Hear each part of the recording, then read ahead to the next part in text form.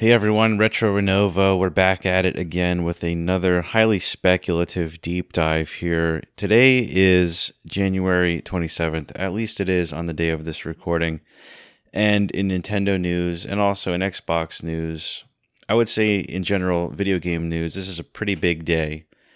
This is the return of GoldenEye 007.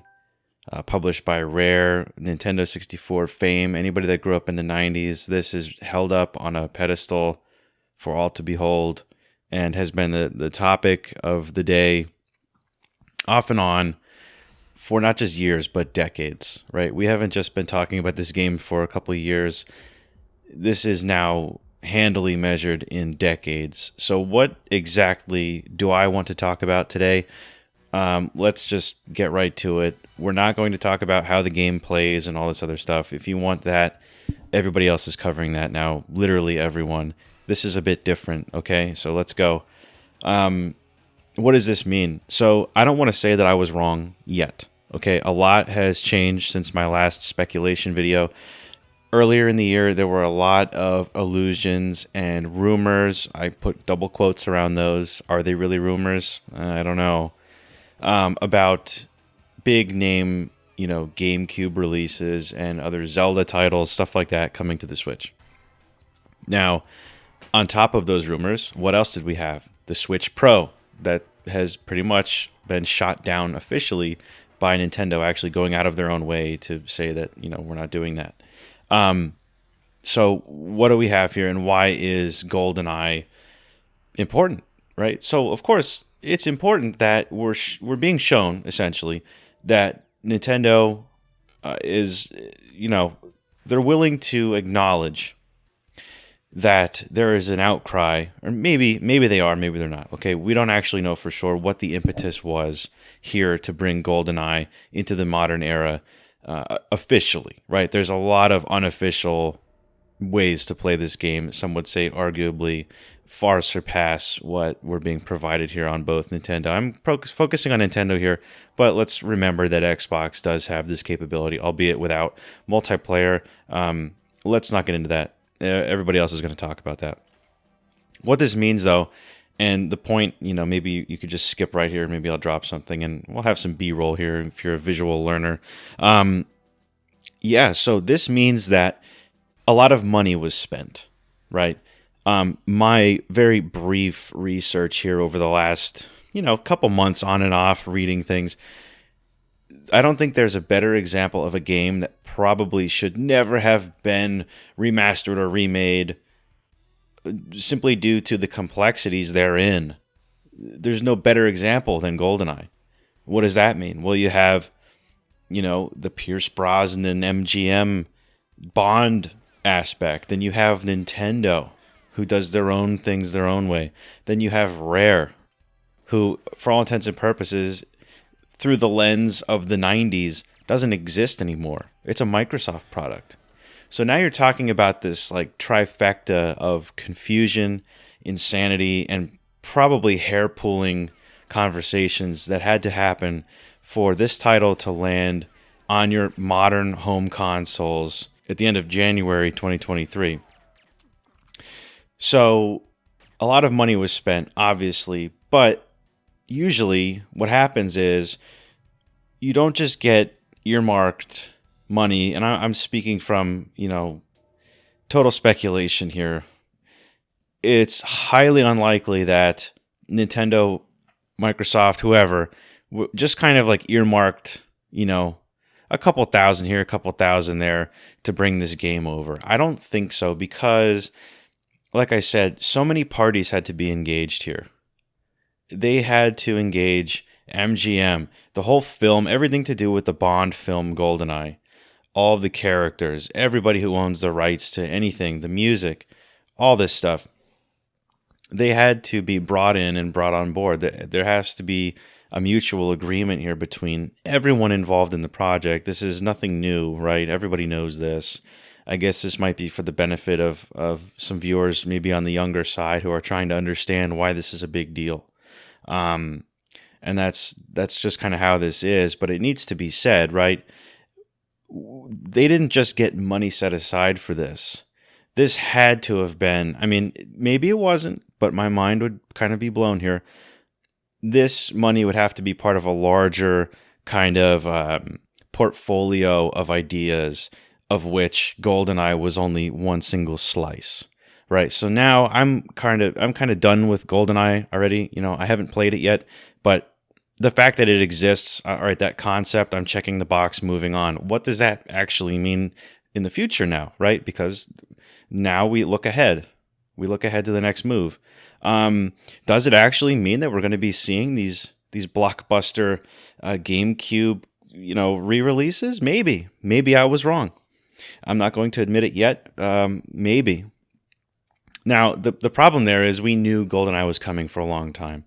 It was rumored, and then the rumors were kind of wishy-washy, and then essentially the rumors were confirmed, I would say a year ago at least, and then it just kind of dropped off the radar while everyone waited in silent anticipation for this title to show up, right? So for me to say that this just kind of came out of the blue, that's not accurate, right? So to be fully transparent there, that we understand that. But moving forward, what does this actually mean? Could there be other titles here?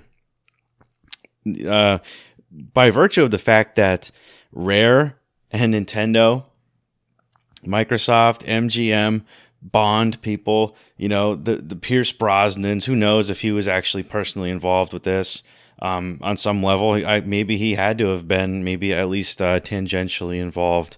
Maybe he had to, click a button somewhere for this to be allowed to happen. So if all these parties are talking again, maybe for the first time since 1996, 1997, what does that mean? Right? It in my opinion, it can only mean good things. So I think there could be a lot to come from this. There could be more Bond ventures. Maybe, maybe we can't mention it yet, or it's an agreement that nobody can talk. But maybe, hey, we'll see how this goes, and maybe we'll do these next couple titles. Right? The World Is Not Enough. That was a big game, not the same kind of level of nostalgia as GoldenEye has, but it's up there. People really, really do enjoy. I played a lot of it. I would say the multiplayer mechanic kind of had a different style polish to it that was really appealing, just as much as GoldenEye, just a little different, but just as engaging, right? And just as fun with multiplayer. And they actually introduced bots in that game for the first time, which was really fun playing against your friends with bots in the mix, when you crank the difficulty up and just see what they did, because it was very early on to have that ability. We didn't even really know, at least, being that age at the time, we thought it was Al, right? Instead of AI, we thought it was Al. We didn't really know. So they're Al bots. I remember calling them Al bots. But yeah, so long story short, I think this opens the door in a big way for a lot of meaningful conversation, and those conversations may have already happened, and we could really see, just a lot of rekindled conversation. And the Bond aspect of it is one thing. I think a lot of those titles, as cool as they are from time to time, most of them are throwaway. GoldenEye really stands out as this shining example, but it's kind of a one-off thing. You don't get this kind of notoriety and attention for any of the other titles, not even close. So at the end of the day, what is the most exciting element? Well, Rare is, brought into the conversation again, and we have Microsoft and Nintendo kind of coming up with agreements like, all right, Microsoft, you do the 4K remaster, but we want the multiplayer. And, Microsoft has to say, okay, all right, that's fair. And they're working together. So does this mean a deeper collaboration between Microsoft and Nintendo? Does it involve Rare to some extent? Well, I guess it has to, right? Because Rare was a developer and, for all intents and purposes, has kind of, fallen to the wayside over the years. I mean, yes, they're still there. There's still, titles now and then, but they effectively don't really exist anymore.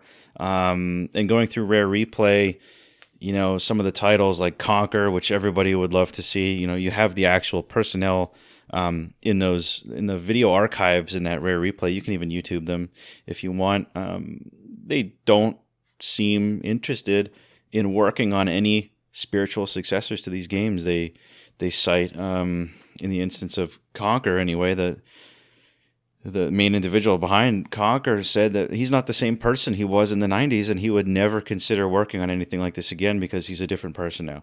Whatever. I don't know what that means. I hate hearing stuff like that. But yeah, so I would say that our only true path forward here is to have these conversations amongst people who worked together 30 years ago start happening again, and rekindle these old business relationships. Maybe somewhere along the line there'll be a phone call. There's like 25, 30 people on the phone call, and maybe people of influence agree they don't like the direction that things are going now. They're nostalgic maybe for some of their older projects, and they liked working together, and maybe they want to have some new projects going forward. I mean, that could only mean good things, right? So aside from, all right, what is, the frame rate improvements in GoldenEye and all this other stuff, and, I don't really care about that. Who cares? But the possibilities now are kind of limitless, right? And we won't know up front. I guess that's the main takeaway here. We won't know, because those will be very, very well guarded secrets with legalese and everything to kind of limit folks' ability to talk and give away details. So we will not know, and if they're asked, they will be directed to lie about it, kind of with indemnity here, because that's part of the agreement. You don't speak about it. So yeah, I would say this is cool. This only means good things. That's pretty much all I have to say about that. As for the other stuff, I have an Xbox laying around that I'm going to modify here soon. I meant to get back to that earlier. It didn't work out. Some things I want to talk about. Maybe we'll do another Wii rehash on some different things and some tech projects. Didn't really pan out. We're gonna cover all our bases here. That's what Retro Renovo is about. It's not just video games, although the content is kind of stacked that way right now. That was never really the intent. So yeah, anyway, without further ado, like and subscribe if you like, and we will talk again soon. Thanks for listening. Thanks for watching.